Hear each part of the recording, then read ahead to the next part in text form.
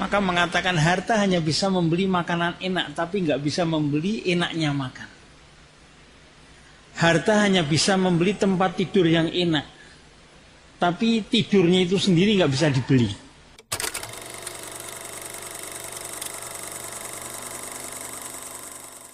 Assalamualaikum warahmatullahi wabarakatuh. Setiap manusia yang berakal pasti menginginkan kejayaan dan kebahagiaan di dunia dan akhirat.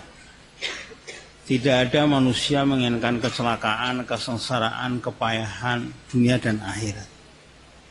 Tapi banyak manusia yang keliru di dalam mencari kejayaan kebahagiaan. Menyangka kejayaan kebahagiaan kalau dalam harta yang banyak, ringgit yang banyak. Apa sih yang bisa dibeli dengan harta? Harta hanya bisa membeli makanan enak, tapi enaknya makan nggak bisa dibeli. Makanan enak bisa dibeli, tapi enaknya makan nggak bisa dibeli. Ada seorang dari barat sana, kaya raya, mengadakan pesta, mengundang orang banyak. Makanannya enak-enak karena orang kaya. Tapi dia sendiri nggak boleh makan garam, nggak boleh makan gula. Maka makanannya hanya bubur. Bubur bersama telur di dadar istilahnya. Hari-hari hanya bubur dengan telur saja, bosan. Maka mengatakan harta hanya bisa membeli makanan enak, tapi nggak bisa membeli enaknya makan.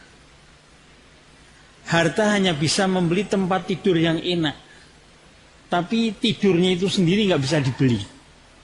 Tidur itu nggak bisa dibeli. Orang kalau nggak bisa tidur, repotnya nggak karu-karuan. Orang nggak bisa tidur. Belum tentu orang berada di hotel-hotel mewah tidurnya nyenyak, belum tentu.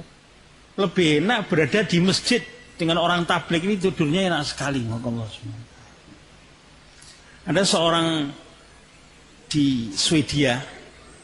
Di Swedia ini karena banyaknya orang yang bunuh diri, maka diadakan satu tempat, diperbolehkan bunuh diri tempat. Ada dengan cara dipenggal, ada dengan cara di kursi kursi listrik, ada dengan cara beberapa cara.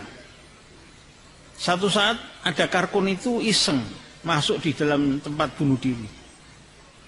Loh, kok ada namanya Abdullah ingin bunuh diri? Abdullah kok ingin bunuh diri? Jam sekian, tanggal sekian. Maka jam sekian, tanggal sekian dia dicegat bahasa Jawanya itu di situlah dia untuk menunggu. Ternyata benar ada orang wajah Arab datang. Tanya, Pak, nama siapa? Saya namanya Abdullah. Nah, ini yang mau bunuh diri. Targib untuk ke masjid. Nggak mau targib lagi, nggak mau. Akhirnya dikatakan, ini saya sudah masanya bunuh diri. Sudah begini, Pak, nanti ke masjid dulu, nanti kalau mau bunuh diri diteruskan, saya istilahnya dibayarkan gitu loh, dibayarkan. Tapi kalau sudah kadung bunuh diri nggak bisa ke masjid, Pak. Ya sudah, mau dia diajak ke masjid. Tek di masjid pas ada taklim di situ. Taklim, maka ikut taklim langsung tidur. Tidur 2 hari 2 malam lebih tidurnya. Insyaallah. Waktu bangun dia kaget, loh, saya ini di mana? Berada di masjid. Loh, sampean kok bisa di masjid ini gimana saya? Bapak mau bunuh diri. Oh iya, saya ini. Ceritanya saya ini 20 hari nggak bisa tidur. 20 hari lebih nggak bisa tidur. Orang itu kalau nggak bisa tidur rusak. Jaringan-jaringannya rusak. Jadi badan itu terasa berat sekali, terasa sakit sekali. Maka karena terlalu sakit ingin bunuh diri saja. Keluarganya mengizinkan, tapi tahu-tahu ketemu karkun, masuk masjid tidur. Ya bangun tidur sudah nggak ingin bunuh diri lagi, sudah tidur, sudah enak. Singkat cerita mau 3 hari, diajak 3 hari mau, insya Allah. Setelah 3 hari ini pulang, orang rumah kaget, ini Abdullah sudah bunuh diri kok pulang lagi ini? Bener Abdullah atau bukan ini? Enggak, saya ini Abdullah, saya ini enggak jadi bunuh diri, ceritanya gini. Oh, malah senang. Tadinya takut, akhirnya malah senang. Setelah itu cerita ini berkembang. tetangga-tetangga, akhirnya didengar oleh wartawan. Maka ditulis dalam surat kabar. Setelah ditulis oleh surat kabar, terbaca oleh pemerintah. Maka pemerintah ini membikinkan bilik dalam tempat bunuh diri ini, ada bilik untuk karkun. Biar nanti kalau ada yang bunuh diri supaya dibujuk lagi. Karkun tambah kerjaan. Ini ceritanya orang bisa membeli tempat tidur tapi tidak bisa membeli tidur. Tidur nggak bisa terbeli. Subhanallah. Jadi tidur itu nikmat sekali tidur itu. Orang punya istri cantik, cantik jelita baru lagi, tapi ngantuk. Kira-kira gimana? Ya enak tidurnya, masya Allah. Hah? Enak tidur. Ingin dari Amerika sampai Malaysia ingin melihat-lihat, tahu-tahu ngantuk, tetap ingin tidur saja. Lapar, anak kecil nangis karena kelaparan, lapar sekali, tapi ngantuk, sudah diberi makanan tidur saja. Jadi tidur ini masya Allah. Sebetulnya enaknya tidur itu di mana toh? Enaknya tidur itu waktu tidur nggak terasa, belum tidur. Setelah tidur sudah selesai, kok terasa nikmat itu di mana? Nah, waktu tidur nggak terasa. Enaknya tidur itu sebetulnya karena ngantuk ini penyakit ditidurkan, jadi enak. Masya Allah. Ngantuk ini penyakit, ditidurkan jadi enak. Coba sekarang disuruh tidur 2 hari 2 malam, apalagi 10 hari 10 malam, repot maka Allah SWT. Jadi nikmat dunia itu hanya kayak gitu saja. Karena ngantuk ditidurkan jadi enak. Orang ingin ke WC, sangat ingin sekali. 1 jam 2 jam, setelah 3 jam melihat WC langsung duduk keluar, nikmat sekali. Karena ingin 2. Jadi keluarnya itu nikmat sekali. Coba sekarang 2 terus-terusan, wah ya repot maka Allah SWT. Jadi nikmat itu karena hilangnya penyakit. Lapar ini penyakit, maka makan jadi nikmat. Coba sekarang sudah kekenyangan suruh makan terus, jadi repot. Dunia itu kayak gitu. Pertama adalah hilangnya penyakit, kedua nikmat semu. Nikmat semu itu apa? Seperti nikmat orang juara tinju, tahu ya? Jotosan. Wah, menang. Kalau sudah menang, terus nikmat itu, dia akan menang seterusnya. Tidak. Jotosan itu yang menang saja bonyok, apalagi yang kalah. Bonyok itu apa? Rusak. Iya, yang menang saja rusak, apalagi yang kalah.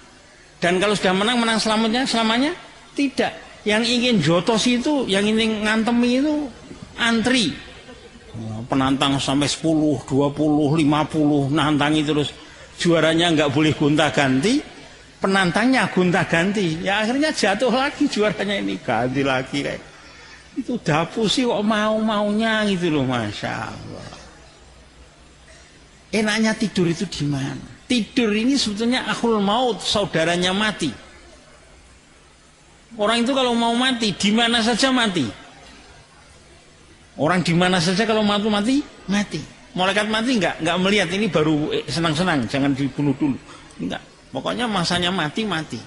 Maka di surga tidak ada mati lagi. Tidak ada tempat tidur di surga lebih enak daripada dunia seisinya, nggak ada itu. Padahal di dunia nampaknya enak, tapi sebetulnya itu bukan nikmat, itu saudaranya mati itu. Harta hanya bisa membeli rumah mewah, tapi ketenangan di dalam rumah nggak bisa dibeli. Ketenangan dalam rumah, ketentraman dengan istri, ini nggak bisa dibeli. Banyak orang istrinya cantik malah susah. Bukan kalau punya istri cantik juga senang, belum tentu. Istrinya cantik malah susah. Karena istrinya minta anu, nggak mau diginikan, mau dicerai cantik, nggak dicerai ngerepotin, ini kan ngerepoti semua ini. Allah Subhanahu wa Ta'ala. Harta hanya bisa membeli obat-obatan, tapi tidak bisa membeli kesehatan. Harta hanya bisa membeli obat-obatan bisa dibeli, tapi kesehatan nggak bisa dibeli. Subhanallah. Nikmatnya sehat ini yang tahu orang sakit. Nikmatnya sehat. Saya punya kawan ini harus diamputasi, dipotong apa itu? Kakinya. Kakinya dipotong. Di rumah sakit. Saya tanyai, sakit nggak dipotong? Ya sakit. Dipotong nggak sakit? Sakit. Dia sudah kakinya hilang, rasa sakit masih bayar. Itu. Dan jadi jalannya ya nggak enak. Masya Allah. Itu. Kakinya hilang. Hilang kaki kan repot. Sakit dipotong. Bayar. Mahal lagi itu. Kita ini nggak sakit, nggak hilang, nggak bayar. Kok nggak mau syukur itu loh, Masya Allah. Insya Allah semua mau syukur, ya Allah. Mau syukur. Jalan kaki 4 bulan, Masya Allah. Ini baru syukur ini kalau jalan kaki 4 bulan itu. Sudah berapa bulan kita ini untuk bermaksiat dan berapa bulan kita untuk jalan kaki taat pada Allah Ta'ala? Belum pernah. Masya Allah. Maka niat semua jalan kaki ya untuk mensurgi kaki. Yang tahu nikmatnya sehat ini orang sakit. Ini baru tahu nikmatnya sehat. Masya Allah. Ini ada Allah SWT. Orang dituduh sok duri, matanya sedikit saja. Ditusuk duri, sudah sakitnya. Kalau dokter tidak bisa nambani, maka dunia seisinya nggak punya arti. Kalau dokter nggak bisa nambani dengan sakit yang mata itu, sakit. Ini dunia seisinya nggak punya arti. Orang punya Malaysia seisinya, dunia seisinya. Sakit nggak bisa kentut. Kira-kira gimana? Ini Malaysia mau dikorbankan untuk kentut. Masya Allah. Ini. Tapi waktu kayak gini, nggak tahu harganya sehat. Orang di rumah sakit berapa saja dikorbankan untuk. Iya. Masya Allah. Inilah dhamma Allah SWT. Ada 5 perkara yang tahu hanya orang 5. Pertama orang sakit yang tahu harganya orang sehat. Orang sehat tahu harganya orang sakit. Kedua orang senggang yang tahu harganya orang sibuk. Orang mau sibuk, senggang ini nikmat. Sibuk. Terus yang tahu harganya orang muda ini setelah tua. Setelah tua ini tahu harganya orang muda. Masya Allah. Waktu muda ini seakan-akan wah saya tak kerja habis-habisan untuk umur tua, untuk masa depan. Iya. Banyak sekarang anak-anak muda kerja habis-habisan untuk masa depan. Masa depan itu apa? Kalau masa depan itu tua, belum tentu. Pertama belum tentu tua. Kedua, setelah tua pun untuk apa? Saya ini sudah berada di masa depan, wahai anak muda. Tidak ada apa-apanya masa depan itu. Saya ini sudah di masa depan, ya.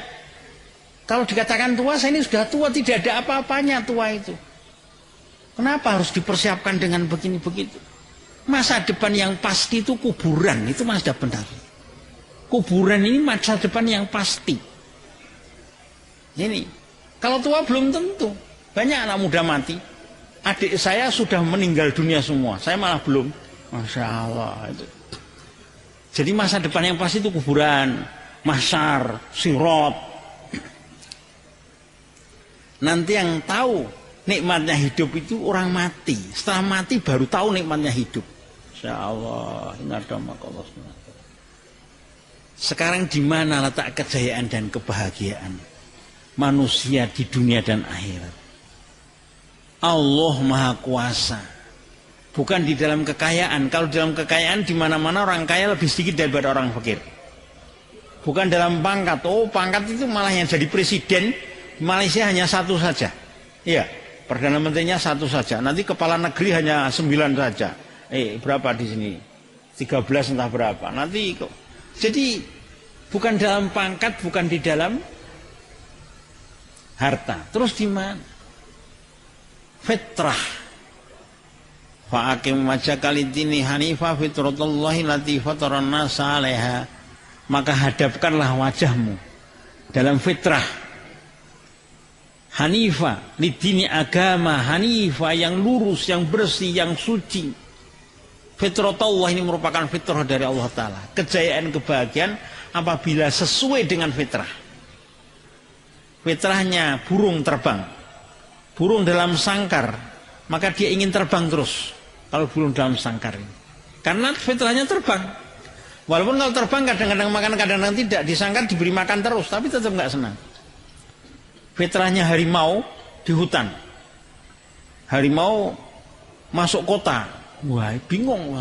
Karena tidak sesuai dengan fitrah, bingung. Nah, apalagi dalam kerangkeng, dalam sangkar, harimau dalam sangkar, dalam apa itu, kebun binatang. Yo tambah nggak sesuai dengan fitrah. Fitrahnya ikan dalam air. Ikan keluar dari air menggelepar karena tidak sesuai dengan fitrah. Fitrahnya manusia dalam agama. Manusia tidak dalam agama menggelepar. Manusia tidak dalam agama menggelepar. Menyangka kalau di pantai-pantai ada kebahagiaan, kejayaan. Dari Eropa pergi ke pantai Malaka untuk melihat apa itu? Ombak di sana. Kayak gitu 1 jam 2 jam senang, 1 hari 2 hari bosan. Ganti pantai Pasir Gudang ke sana 1 jam 2 jam senang, 1 hari 2 hari bosan. Pantai Trengganu, pantai-pantai di dunia sama saja. Ombaknya kayak gitu-gitu aja. Iya. Pantai-pantai di dunia ombaknya, di Indonesia, di Amerika itu ombaknya juga kayak gitu. Nggak ada ombak yang, kalau ombak tsunami itu baru berbeda itu. Tapi malah mematikan Allah Subhanahu wa taala. Ini kalau ombak biasa itu lihat gunung-gunung. Gunung-gunung di mana-mana kayak gitu-gitu aja. 1 jam 2 jam senang, 1 hari 2 hari bosan. Lihat sawah-sawah, pemandangan-pemandangan indah itu sebenarnya ngapusi semua itu, bohongan semua itu. Bukan di situ letak kejayaan kebahagiaan, tapi namanya menggelepar. Wah sudah pokoknya ubah. Itu. Allah. Sebetulnya di mana letak kejayaan kebahagiaan? Wa may yuti'illaha wa rasulahu faqad faza fauzan azima. Barang siapa taat kepada Allah dan Rasulnya, faqad faza. Faza ini dalam bahasa Arab fi'il madhi menunjukkan tahaqququl wuqu', pasti terjadi. Diberi qad lagi, pasti dan pasti lagi. Fauzan, pasti lagi. Azimah, besar lagi. Besar. Kalau yang mengatakan besar anak kecil, mungkin 100 ringgit sudah besar anak kecil. Kalau yang mengatakan itu kepala desa, kepala kampung, maka 100.000 ringgit atau 100 juta ringgit sudah besar. Kalau Perdana Menteri mungkin 100 miliar baru besar. 100 triliun baru besar. Sekarang kalau yang mengatakan besar ini Allah Subhanahu wa taala, kira-kira berapa? Dunia seisinya bagi Allah tidak seberat sayap nyamuk. Dunia seisinya. Bisa, siapa bisa menimbang sayap nyamuk? Seberat-berat sayap nyamuk itu tidak bisa ditimbang. 1000 sayap nyamuk tidak akan, apa itu? Timbangan itu sampai ubah itu tidak. Saking ringannya. Ditiup 1 tiupan itu saja sudah mabur semua itu sayap nyamuk karena ringannya. Itu dunia seisinya bagi Allah hanya sebesar sayap nyamuk. Rebutan sebesar sayap nyamuk. Masya Allah. Rebutan sayap nyamuk. Nikmat Allah Ta'ala ini bertingkat-tingkat. Nikmat Allah Ta'ala tingkat paling rendah itu nikmat keduniaan. Tingkat paling rendah. Saking rendahnya nikmat keduniaan, sehingga orang-orang kafir pun diberi, musuh-musuh Allah Ta'ala diberi, karena rendah. Kita punya tetangga yang sering menggunjing kita, memfitnah kita. Tetangga minta sampah, Pak minta sampah ya, oh silakan. Semua Pak, oh ya silakan. Tetangga minta sampah yang sering menggunjing kita, kita beri, karena sampah kita nggak senang pada sampah. Coba Pak minta uang 100 ringgit saja, apa? Hari-hari gunjing 100 ringgit. Kalau sampah kita beri. Allah apa? Dunia di sisi Allah nggak berharga seperti sampah di sisi kita. Maka orang-orang kafir musuh-musuh Allah diberi saja. Tapi kita malah berebut. Masya Allah. Anak kecil nggak akan berebut jadi presiden. Anak kecil rebutan permen. Iya. Wah, kalau kita ini rebutan dunia ya seperti anak kecil rebutan permen itu udah maka Allah SWT, rebutan gula-gula. Nikmat paling rendah sehingga orang kafir, fasik, munafik semua diberi. Semua manusia di dunia diberi. Nanti lebih tinggi daripada nikmat keduniaan adalah nikmat kesehatan. Nikmat kesehatan lebih tinggi daripada nikmat keduniaan. Ini kebanyakan orang diberi yang sakit sedikit, yang di rumah sakit itu sedikit. Ini orang sehat. Nah, orang punya dunia seisinya, Malaysia seisinya, tidak bisa kentut. Tadi sudah saya terangkan, hilang itu kenikmatan apa itu keduniaan, ganti nikmat kesehatan. Allah. Jadi sehat. Tapi yang tahu nikmatnya sehat orang sakit tadi. Kalau saya pernah punya kenalan itu selalu mengeluh, dosa saya ini apa? Saya katakan ya banyak Pak. Ya apa? Marah, saya takut itu nggak jadi, sudahlah. Nggak terasa punya dosa. Kita itu banyak dosa. Oh banyak toh Pak Kiai. Oh nggak tahu toh. Masya Allah. Nanti saya terangkan. Nikmat yang ketiga yang lebih besar daripada yang kesehatan, nikmat agama. Nikmat agama lebih tinggi daripada nikmat kesehatan. Orang sakit paru-paru paling-paling mati. Orang sakit jantung paling-paling mati, sakit perut paling-paling mati. Kalau sakit agamanya, paling-paling masuk neraka. Oh, jangan paling-paling, berat beneran kok paling-paling itu. Selamanya lagi.